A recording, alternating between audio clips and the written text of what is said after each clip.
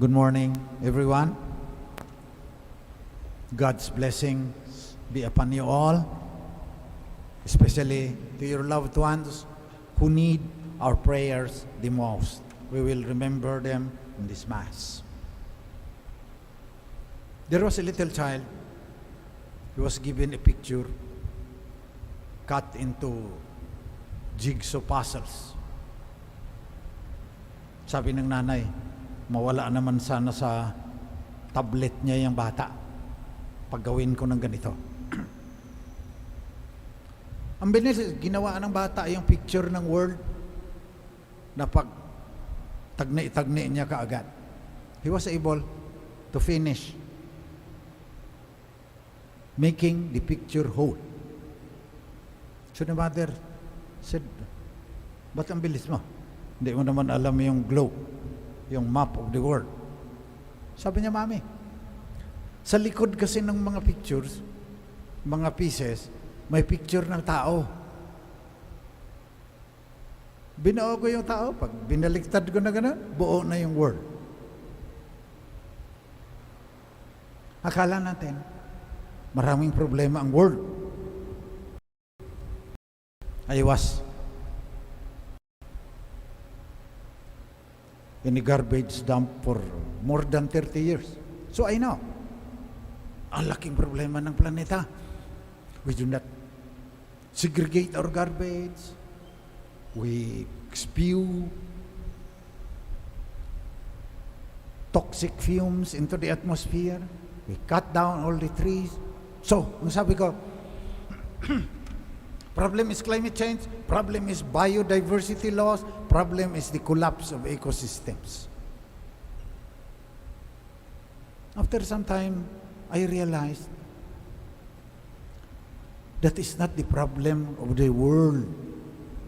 Problem is us. Yung climate change, sabi ni Pope sa Laudato Si, human activity. So natatakot tayo dahil in 100 years, lubog na ang Manila. Tatakot tayo sa climate change, biodiversity loss. Tatakot tayo sa collapse of ecosystem. Hindi yung ecosystems ang problema eh. Sino bang nagpapakollapse niya?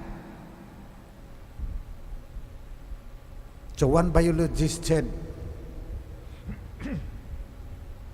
scientist, sabi niya, akala ko yan ang problema. So science, ginamitan niya ng science yung bakit nagkukulapse ang ecosystem, paano ma-restore ang biodiversity loss, paano mabawasan yung 1.5 degrees na pinakamataas na point na dapat natin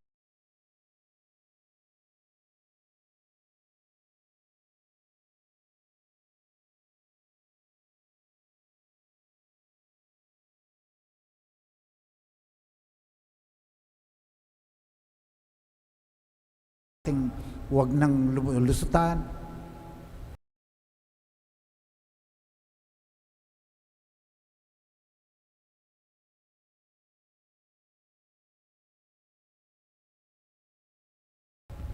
Tapos, nung tumanda-tanda na siya, he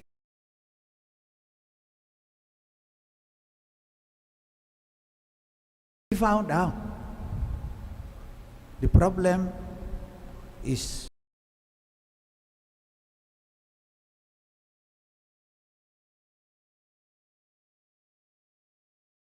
selfishness. The problem is greed. The problem is apathy and indifference, sabi niya. At science has nothing to say at all about selfishness, about greed, about indifference. At yan ang problema natin. So kagaya ng bata na ang picture ng world, nabuo niya agad. Dahil may picture ng tao, nung binuo niya ng tao yun sa kabila, nabuo din yung world.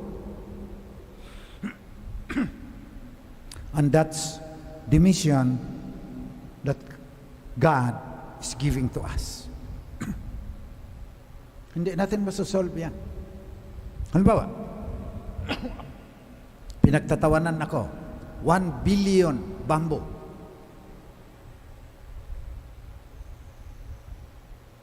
Pie in the sky daw, ganyan. Hindi. In 1 year, 1 billion bamboo by 2030 tayo hinihikayat ko kayo, imbitahan ko kayo. Pati yung 100,000 ng SBD Central Province, pinagsasabi na ng Provincial Superior namin. Ang dami niyan, 100,000. Nagtanim lang ako 10, patay lahat Hindi yan ang problema. Ang problema yung mga Pilipino. Sapagkat ang Pakistan in 1 year, 1,420,000,000 trees were planted in Pakistan. In 1 year. Ayan, 2030, kakayanin natin yan. Ang problema, if we could not conquer our selfishness, our greed, our apathy, hindi natin magagawa yan. We will not prevent the devastations that climate change will wreck. Bubulabugin tayo ng climate change. So paano natin yan? How can we prevent the devastation? Malabanan mo yung selfishness, greed, indifference. That's our mission. In the gospel, Jesus said, I did not come on my own, but the one who sent me, whom you do not know, is true. We are sent. And before we plant bamboo, sabi ng Provincial Superior, bigyan mo ng environmental consciousness yung mga kabataan. Yun ang utos sa akin. At tama din naman. Kung walang environmental consciousness yan, they will not be motivated to conquer their selfishness and their greed and their indifference. Tagal pa naman yan. 100 years, patay na ako niyan. Ba't ako makikialam ngayon? And then, maliban pa doon, those selfish people, those indifferent people, kagaya ng sinabi sa first reading, titestingin kanyan. Kagaya ng sa Panginoon, they tried to kill Him. He judges us debased. He calls blessed the destiny of the just and boasts that God is His Father. For if He is the just one and He is the Son of God, God will defend Him. So, patayin natin, titignan natin whether God will deliver him from the hand of his enemies. Yan yung nasa gospel. Natupad, yung first reading, natupad kay Jesus. Why? Because of their selfishness. Because of their greed. Yung mga Pharisees, selfish. Gusto nila sila lang tama. Parang yung iba na nagsasabing, labas sa aming iglesia, walang maliligtas. Greed. Dahil kumikita sila doon sa temple. Saan napupunta yung pinapatay na mga baka at saka mga tupa? Hinihiwa-hiwa na sa likod yan. Parang di ko, sa Pilipinas ba yan? Na mayroon ng palengke doon sa likod. Ginawa nga nilang palengke. So we have to conquer. That is our mission. The Father sent Christ. Christ also sends us. At sabi niya, I'm sending you among wolves. Yung sinasabi sa first reading na maraming titirada sa iyo, totoo sa daigdig yan. I'm sending you like lambs among wolves. So we are very vulnerable. But that is our mission. Labanan, hindi kaya ng mga scientist, yun ang point ko rin. Labanan ang pagkamakasarili, ang kasakiman at pagkagahaman, at ang pagwawalang bahala. Pag na-solve natin yan, solve natin ang climate change, solve natin ang ecosystems collapse. Solve natin ang biodiversity loss. Nasa tao yan. Ganun din, hindi ako nakikialam sa politika. Naniniwala ako doon. You do not use the pulpit to hit at other candidates and endorse other candidates that you like. That is not the point.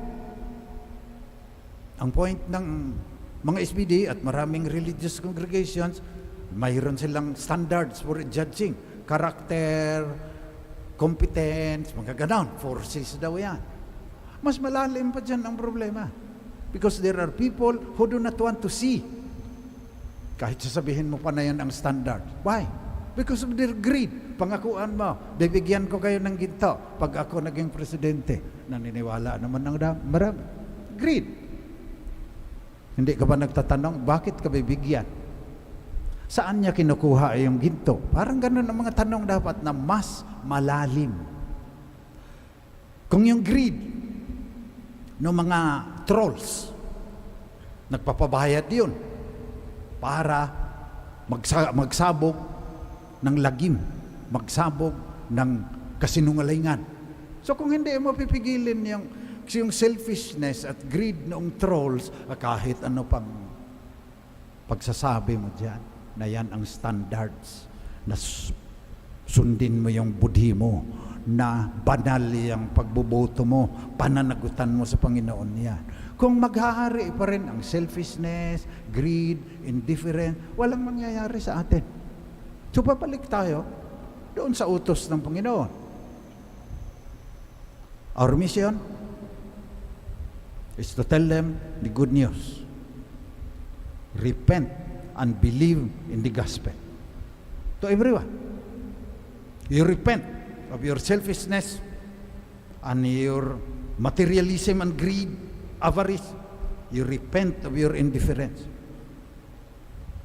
Dami mo ng kinaing bigas. Dami ng manok at baboy na namatay para magiging ganyan ka ngayon sa edad mo. Anong bayad mo dyan? You have to pay rent for staying in this universe, sabi ng mga environmentalists. Kung indifferent yun, walang mangyayari sa atin.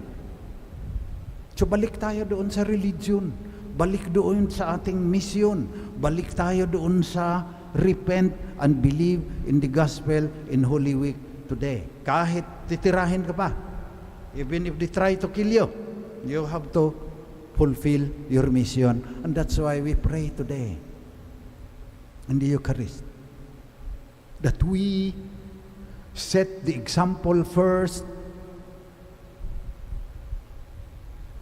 of freeing ourselves, liberating ourselves from the oppression of selfishness, indifference, and greed. Tayo muna, kasi mahirap namang magsalita.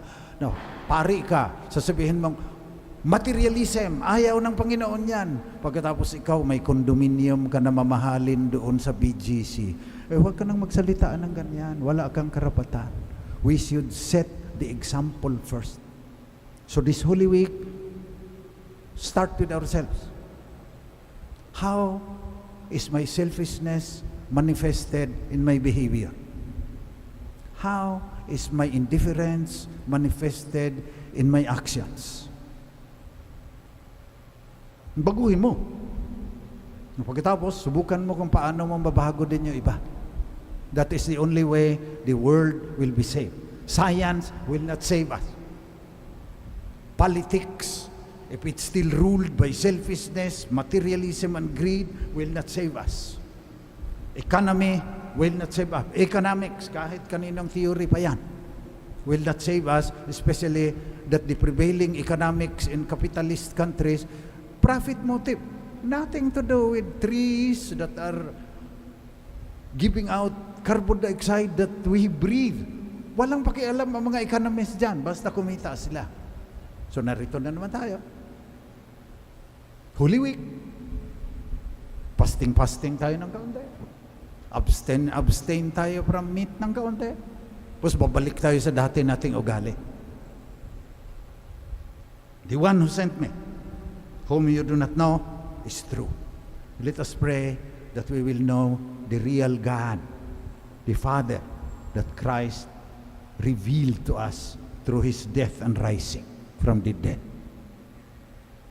And then as we celebrate the Eucharist, let us remember that we are the Eucharist also. Just like the bread, just like the wine. Sabi ni Henry Noe, we are called. Tinawag ka, may mission ka. You are called, you are blessed. Humihinga pa tayo ngayon, nakakakain pa tayo ngayon, iniimbitahan pa tayo ngayon. We are called, we are blessed, we are broken. Break the bread in the Eucharist during the consecration. And then we are sent to the world, we are given. Through we pray to combat greed, indifference, selfishness. We have to become a Eucharist. So we thank God that we have been blessed. We have been called. And together with that,